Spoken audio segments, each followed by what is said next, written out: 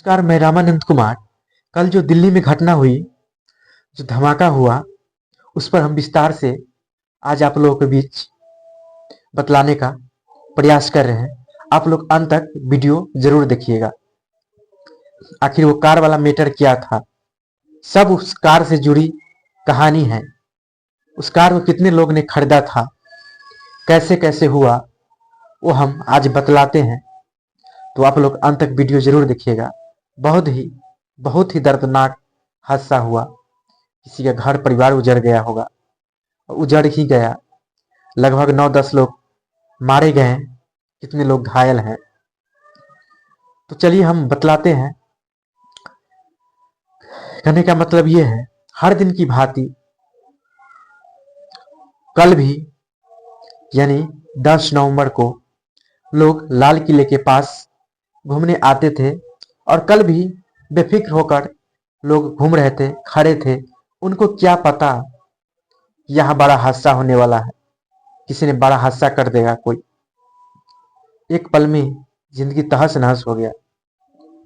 किसी का हाथ पैर वहां तो वहां ऐसे करके चिथड़ा उड़ गया। देखने लायक नहीं था, देखने लायक नहीं था। जब एक चलती कार में भयानक विस्फोट हो गया। शाम के 6:52 हो रहा था और धमाका हुआ। धमाके की गूंज 1 किलोमीटर दूर तक सुनाई गई। 9 लोगों की मौत हो गई, 20 घायल हो गए। इन्हें एलएनजेपी अस्पताल में भर्ती कराया गया। एलएनजेपी अस्पताल में भर्ती कराया गया। धमाका कार के पिछले हिस्से में हुआ। धमाका कार के पिछले हिस्से में हुआ, जिससे आसपास खड़ी 6 कारें, 2 ई रिक्शा और 1 ऑटो जल गए। 10 फायर टेंडर्स ने शाम 7:29 बजे तक आग पर काबू पाया। धमाके के वक्त इसमें 3 लोग सवार थे। जिस समय धमाका हुआ उस वक्त उस कार में 3 लोग सवार थे। धमाके के बाद दिल्ली, मुंबई समेत देश के बड़े शहरों और उत्तराखंड, बिहार, यूपी, हरियाणा में हाई अलर्ट कर दिया गया है। सही बात है, कितना जगह हाई अलर्ट कर दिया गया है। बिहार में तो वोट का समय है, आज मतदान भी हुआ है। दिल्ली पुलिस आयुक्त सतीश गोलचा ने बताया, विस्फोट चलती गाड़ी में हुआ। एनआईएनएसजी समेत फॉरेंसिक टीमें जांच के लिए मौके पर पहुंची। गृह मंत्री अमित शाह ने भी मौके का जायजा लिया। इससे पहले वे एलएनजेपी अस्पताल भी गए। इस सवाल पर कि क्या यह आतंकी हमला है, शाह ने कहा, जब तक एफएसएल और एनएसजी जांच नहीं कर लेती तब तक कुछ कहना उचित नहीं। हम किसी भी आशंका को नजरअंदाज नहीं कर रहे हैं। मतलब उनका कहना था कि जब तक जांच नहीं हो पाती तब तक कुछ कहना उचित नहीं होगा। हम किसी भी आशंका को नजरअंदाज नहीं कर रहे हैं। हर एंगल की गंभीरता से जांच की जाएगी। वही सीसीटीवी फुटेज के आधार पर एक संदिग्ध को हिरासत में ले लिया गया। ये कल की बात है, कल की रात की बात है। इस हमले में आतंकियों का हाथ होने की आशंका है, हालांकि इसकी पुष्टि नहीं हुई है। विस्फोट को सुबह 3 राज्यों की पुलिस द्वारा पकड़े गए। देखिए यहां समझिए, सुबह 3 राज्यों की पुलिस द्वारा पकड़े गए 29 किलो विस्फोटक से जोड़कर देखा जा रहा है। क्योंकि कहने का मतलब है 10 तारीख के सवेरे जो 29 किलो विस्फोटक पदार्थ जो पकड़ा गया था, वो जो डॉक्टर के चैम्बर में मिला था, क्या वही वाला बात है, वहीं पर है ना, देखा जा रहा है। समझा जाता है कि बरामद उस विस्फोटक में से कुछ बच गया होगा, उसी से आतंकियों ने इस हादसे को अंजाम दिया होगा।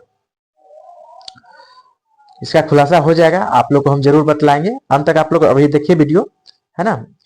पीएम नरेंद्र मोदी ने दुख जताया। उन्होंने कहा, गृह मंत्री व अधिकारियों से इस के बारे में जानकारी ली है। 14 साल बाद दिल्ली में आखिरी बड़ा धमाका। 7 सितंबर 2011 को हुआ था। तब दिल्ली हाई कोर्ट के बाहर 11 की जान गई थी। बताइए, 2011 में भी हुआ था, इसमें 11 का जान गया था। 7 सितंबर को हुआ था जान।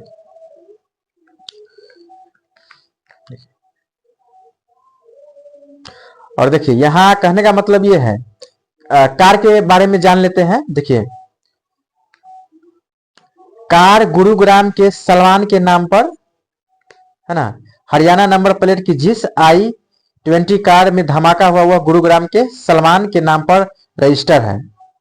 उसने इसे ओखला के किसी देवेंद्र को बेचा। देवेंद्र ने भी इसे फरीदाबाद के यूज्ड कार कंपनी को बेचा। वहां से कार को पुलवामा के तारिक ने खरीदा। तारिक की कार खरीदते हुए फोटो भी सामने आई है। कार खरीदते हुए तारिक का।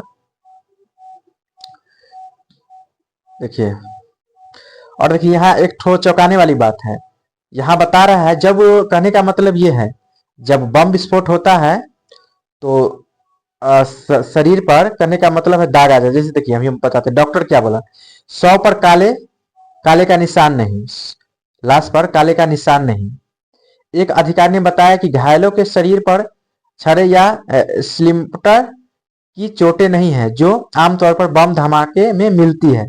वही शव की जांच करने वाले एलएनजेपी अस्पताल के डॉक्टरों ने बताया कि आमतौर पर आईईडी विस्फोट में मृतकों के शरीर काले पड़ जाते हैं, लेकिन इस धमाके में ऐसा नहीं दिखा।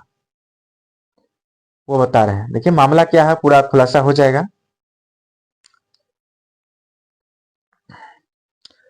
एसएफएल एसएनजी की जांच जारी, शाह ने कहा। एसएल एनएसजी की जांच जारी। गृह मंत्री अमित शाह घटनास्थल एवं एलएनजेपी अस्पताल भी गए। आतंकी हमले के सवाल पर बोले, जब तक एफएसएल एसएनजी जांच नहीं कर लेती तब तक कुछ कहना उचित नहीं। हर एंगल की गंभीरता से जांच की जाएगी, है ना। धमाके से इमारतें हिल गई। देखिए, चांदनी चौक ट्रेडर्स एसोसिएशन के अध्यक्ष संजय भार्गव ने बताया कि हमारी दुकान 800 मीटर दूर है। धमाके से इमारत हिल गई। 300 मीटर दूर लाल किला है। यहाँ रोज शाम को 2 से 3 लाख लोग मौजूद रहते हैं। बताइए, 2 से 3 लाख मौजूद रहते हैं हर शाम को यहाँ। अब देखिए, यहाँ पाकिस्तान में भी खलबली है। पाकिस्तान में खलबली, वायुसेना को अलर्ट किया।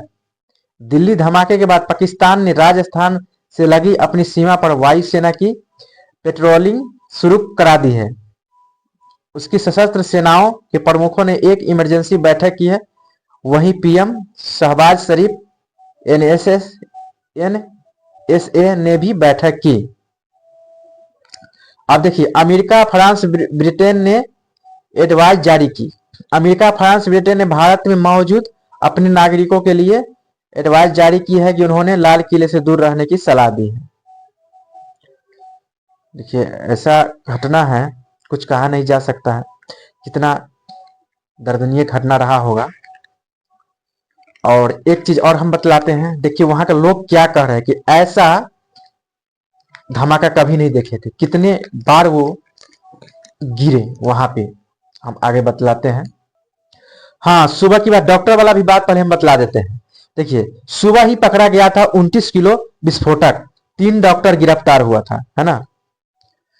सुबह इसी से जुड़ा कनेक्शन हो सकता है ना। देखिए, सुबह ही पकड़ा था 29 किलो विस्फोटक और 3 डॉक्टर गिरफ्तार। तो ये चीज है, सबका हाथ हो सकता है। देखिए, सब आ जाएगा सामने में, तो आप लोग के बीच हम रखेंगे, है ना, कल।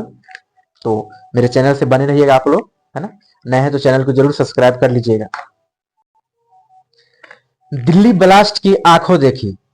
चश्मदीद ने कहा कि ब्लास्ट के बाद चारों तरफ धुआं फैल गया। सड़क पर कटा हाथ पड़ा था। कई मीटर दूर से आग की लपेटें दिखी। इतना तेज धमाका कभी नहीं सुना, लगा मर जाएंगे, प्रत्यक्षदर्शी ने बोला।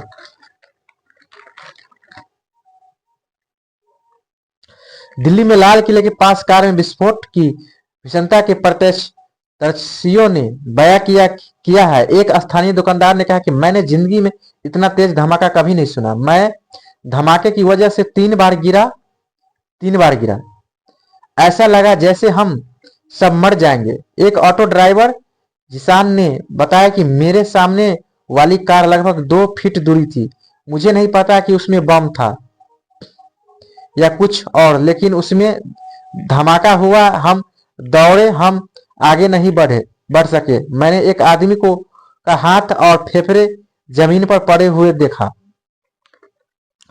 प्रत्यक्षदर्शी बलबीर ने कहा कि मैं अपनी कार में बैठा था। धमाके की आवाज सुनकर मैं कार से बाहर निकला और घटना स्थल से भाग गया। घटनास्थल पर मौजूद एक व्यक्ति ने कहा, विस्फोट के कारण मैं गिर गया और 5 मिनट बाद उठ पाया। एक अन्य चश्मिद ने कहा कि धुआं इतना घना था कि लोगों को ठीक से देखा नहीं जा सकता था। स्थानीय निवासी राजधर पांडे ने कहा कि मैंने अपने घर से आग की लपेटें देखी और फिर नीचे आकर देखने लगा कि क्या हुआ है।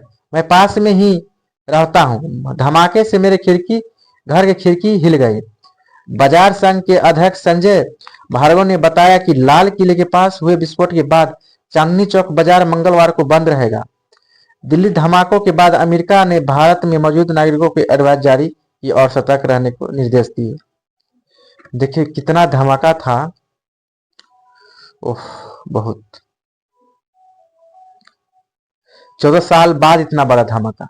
20 अक्टूबर 2024 को रोहिणी सेक्टर 14 में सीआरपीएफ स्कूल की दीवार के पास विस्फोट, गाड़ियों को नुकसान, हुई हताहत नहीं, है ना। 26 दिसंबर 2023 को इजरायली दूतावास के पास धमाका, कोई जान माल का नुकसान नहीं। 7 सितंबर 2011 Delhi high court gate number 4-5 के बीच धमाका, इसमें 11 की मौत, 60 घायल हुआ था। 13 सितंबर 2008 दिल्ली के करोल बाग, कनॉट पैलेस और ग्रेटर कैलाश में सिलसिलेवार धमाके, 20 की मौत, 90 से ज्यादा घायल। 13 सितंबर 2008 को 29 अक्टूबर 2005 धनतेरस पर सरोजनी नगर, पहाड़गंज और गोविंदपुरी में धमाके, 62 की मौत, 200 घायल। देखिए जब ये आता है डाटा तो देखने को मिलता है तो दिल हिल जाता है। क्या कहे, कितना कितना धमाका हुआ है, कैसा कैसा आतंकवादी लगे हुए हैं देश पे। मैं यही कहूंगा भारत के प्रधानमंत्री जी से, ठोस से ठोस कार्रवाई करें और सभी जगह अलर्ट जारी रखें।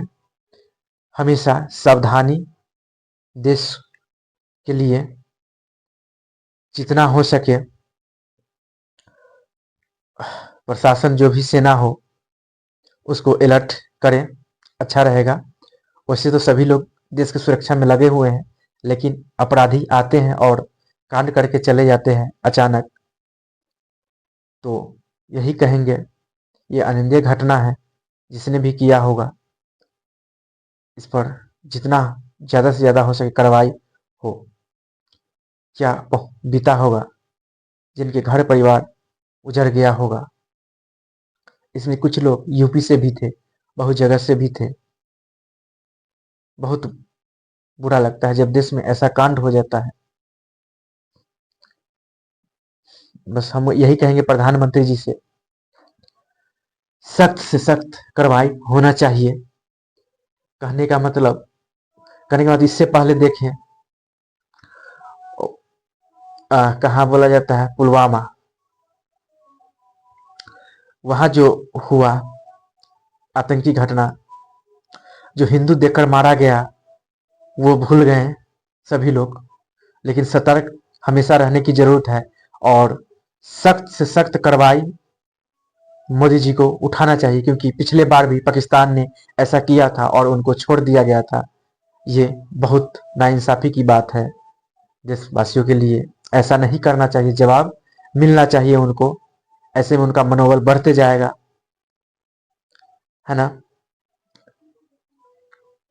वहां से भी जोड़ा जा रहा है, पाकिस्तानी से भी वहां का भी कनेक्शन बताया जा रहा है। देखिए अब क्या होता है। कोई तो है, जानते हैं पाकिस्तान लगा रहता है, सब उसी का कराया धराया रहता है, कुछ ना कुछ। सब लास्ट में देखिएगा, हो सके तो वहां से ही निकलेगा कि उसी ने ऐसा करवाया।